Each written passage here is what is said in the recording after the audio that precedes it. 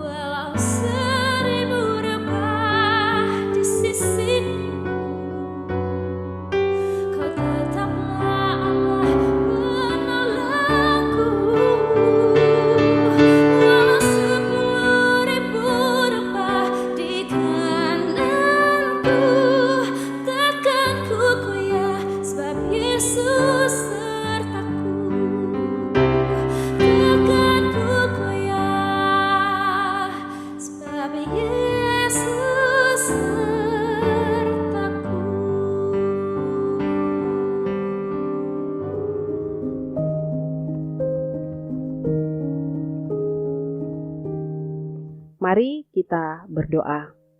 Kami sangat bersyukur kepadamu Bapa di surga, sebab setiap hari Kau anugerahkan kami waktu dan kesempatan untuk menjalankan aktivitas. Tapi itu berarti tanggung jawab kami sebagai umat Tuhan untuk menjadi saksi bagi banyak orang di tengah dunia ini tetap menjadi bagian yang tidak boleh kami abaikan. Firman Tuhan selalu menguatkan kami, dan karena itu Roh Kudus-Mu ada bagi kami sekalian ini, menuntun kami membaca dan merenungkan firman Tuhan bersama. Ini doa kami, di dalam nama Tuhan Yesus kami berdoa. Amin. Pembacaan firman Tuhan kita hari ini terdapat dalam Yeremia 18 ayat 16-17, demikian tertulis. Maka mereka membuat negerinya menjadi kengerian, menjadi sasaran suitan untuk selamanya. Setiap orang yang melewatinya akan merasa ngeri dan akan menggeleng-gelengkan kepalanya. Seperti angin timur aku akan menyerahkan mereka di depan musuhnya. Belakangku akan kuperlihatkan kepada mereka dan bukan mukaku pada hari bencana mereka. Tema renungan kita hari ini, kengerian akibat berpaling dari Tuhan Allah. Saudara-saudaraku yang dikasih Tuhan, banyak orang berpikir bahwa menjauh dari Tuhan adalah bentuk kebebasan. Kita merasa bebas mengatur hidup, bebas menentukan moral, dan bebas dari aturan-aturan agama.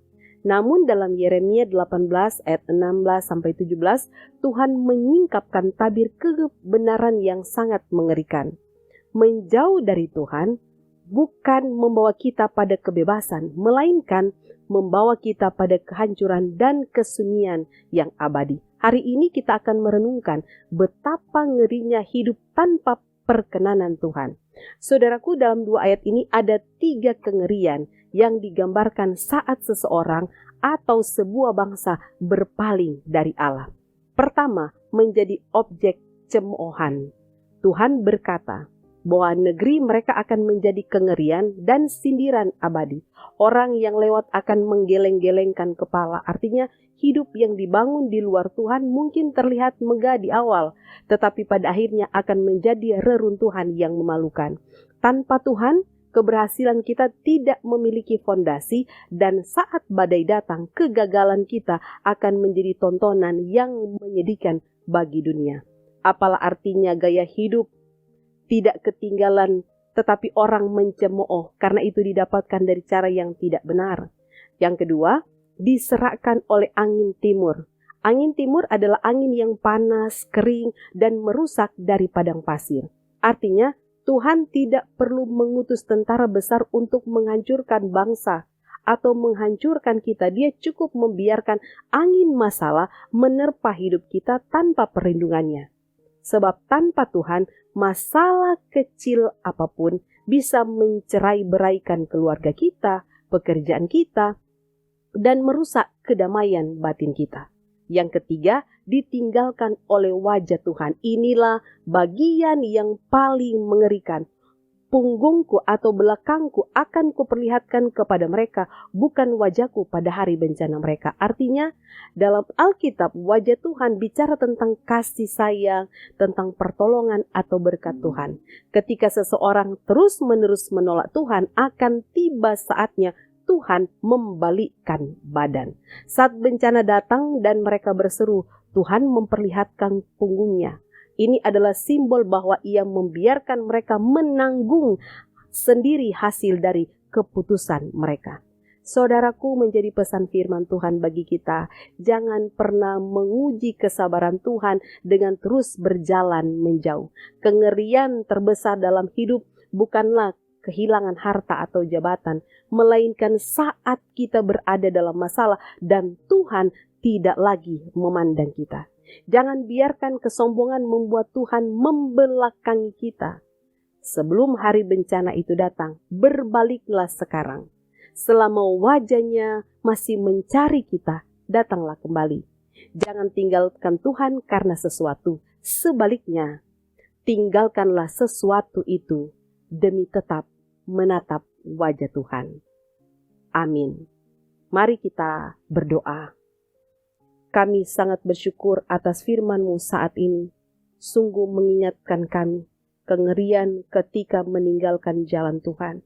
Karena itu, ajar kami untuk terus melakukan kehendak-Mu, supaya wajah-Mu tetap menghadap kepada kami. Berkat-berkat Tuhan tetap ada bagi kami. Berkat keselamatan, kesehatan, dan kekuatan. Tetapi juga ketika kami terus mengandalkan Engkau dalam hidup, kami percaya kami diperhitungkan oleh Tuhan.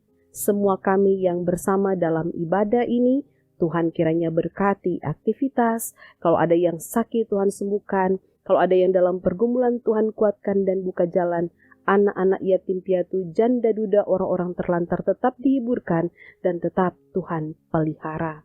Aktivitas kami hari lepas hari, Tuhan tuntunlah selalu.